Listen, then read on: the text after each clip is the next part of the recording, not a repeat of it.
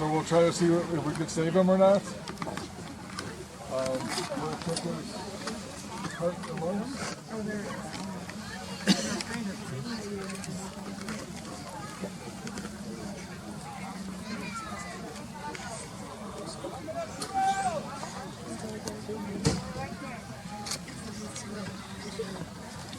I don't hear anything, Doctor.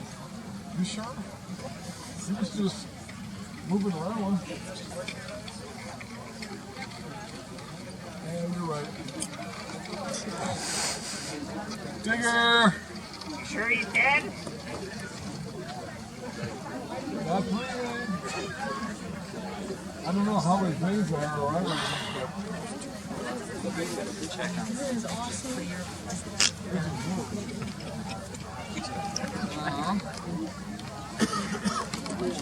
Looks like it connects to the lung. Probably why he's in bad shape. But it doesn't look like it hits any major blood vessel. So I could probably use the circulatory system to preserve. Okay. Assuming he has a package. Otherwise we'll take him out and bury him nearby. Let's see here. Okay. Yes, he does have a burial package. I have to send him home.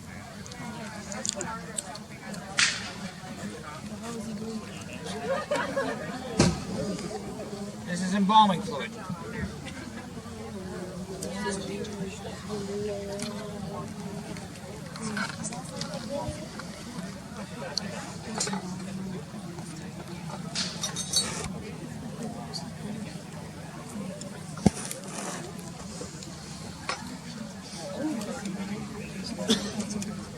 Okay.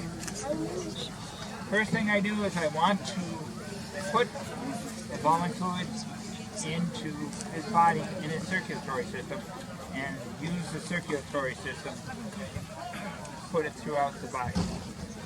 So, the tubing at the bottom of the cork, we'll draw it up into the hand pump. Now, we will put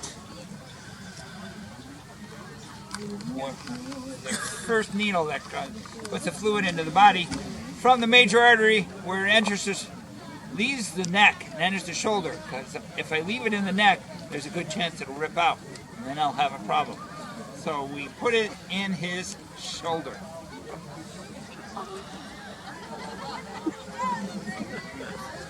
Now, this is a 3-needle process, so have a little patience with me.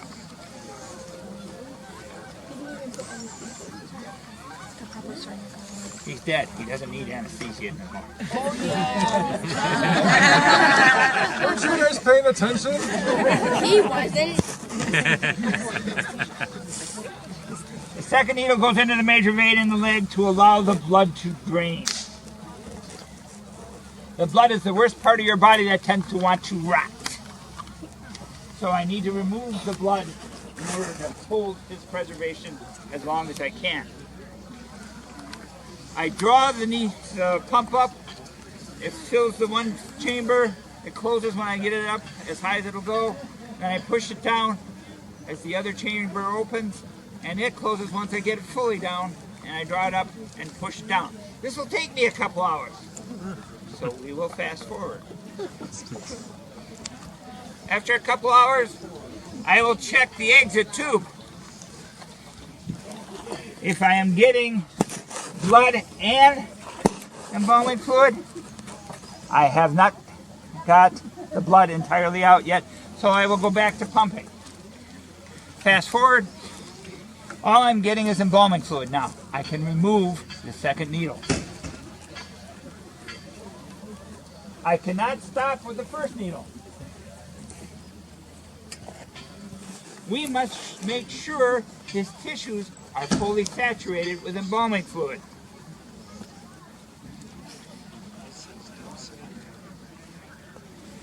And we do that by pushing on his tissues.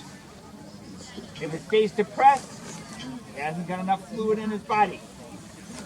You'll notice it bounced back, he's got enough fluid in his body.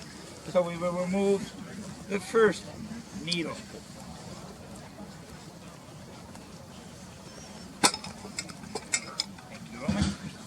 That brings us to the third needle. Anybody know what the third needle is used for?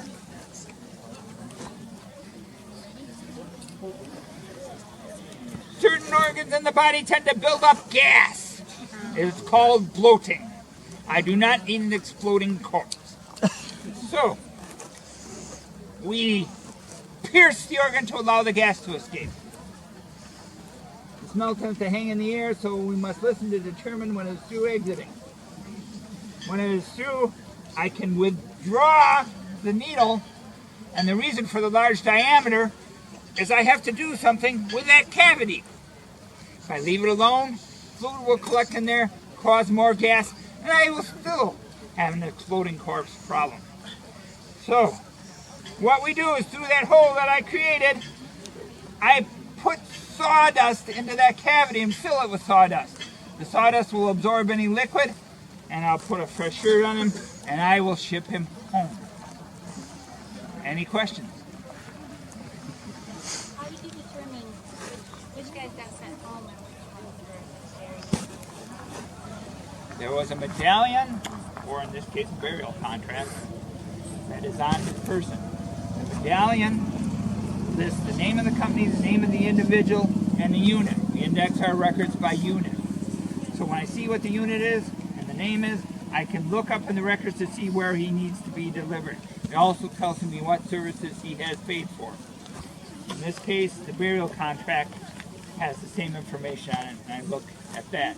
It depends upon how available the medallions and the chains are when I am selling packages. If I get a run on packages, they get the burial contract. But that burial contract will be generally in the same type of burial, and that is what I'm looking for. If I do not find that, I have burial detail take them out, bury him, shallow grave, wrap him in an iron blanket, cover it over with wooden markers. You won't have a problem with these can be buried right there, will you? No, I will not. Only if we were sending him home would I do that. We will only use a burial container if we are sending him home. Otherwise, at most, the army blanket. Your mass graves on your battlefields, the ditch was dug, the bodies were just pushed, pulled, and carried in without any ceremony at all, and it was just covered over. They were looking at a time crunch there, what would take the least amount of time. If the army moved on without burying it, the local grave digger would do the same thing because he's only getting paid so much and he wants to do the least amount of effort possible. What percent of the people have burial contracts? Oh, maybe 10%. Not a big percentage. Yes, sir. Why wouldn't you make a bigger incision and put the sawdust in the body? Seems like a pretty small hole. Why not just cut them wide open and stuff a bunch of sawdust in? Too hard to plug up. This is a fairly decent sized hole, and it will be enough for me to fill with sawdust. Sawdust, for visual purposes, it looks a little more coarse, but it is much finer. You can almost pour it in. For the yellow patient, did they have sutures? Did you do Yes. sutures? Eventually. Yeah, after the wound heals, we'll change the bandage like every 12 or 24 hours. We'll remove the lint and replace the lint, and as it heals upwards, then we use either catgut or silk. And in the South, when they ran out of that, they boiled horsehair. The horsehair became pliable, and they used horsehair. They also realized after doing some of this that the patients that were sutured with horsehair healed better. Several reasons. One reason is you were boiling the horsehair. So without knowing it, you were sterilizing it. And then they found out that once the horsehair gets boiled, it releases a protein that helps in the healing of the wound. And all this is after the fact. They're competing embalmers, competing for business, or are you the only guy in town? No, I am not the only guy in town. You're right, there was competition. However, not enough competition that the prices weren't fairly high. Who decided your color? Was it a doctor?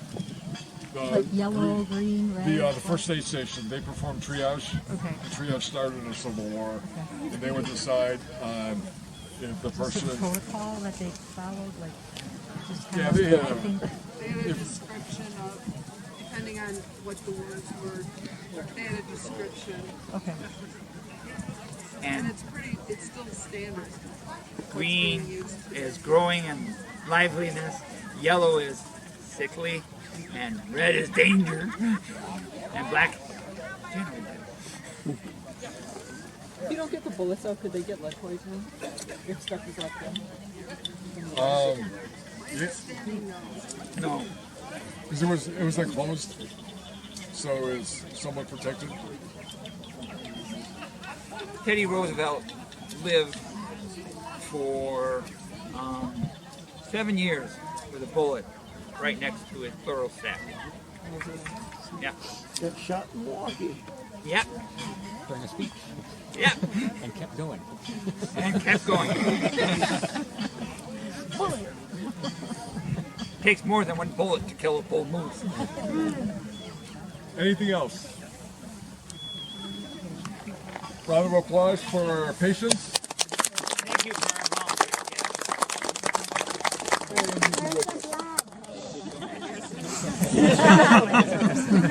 Very good. Thank you. Yep. Were medics created during the Civil War? The whole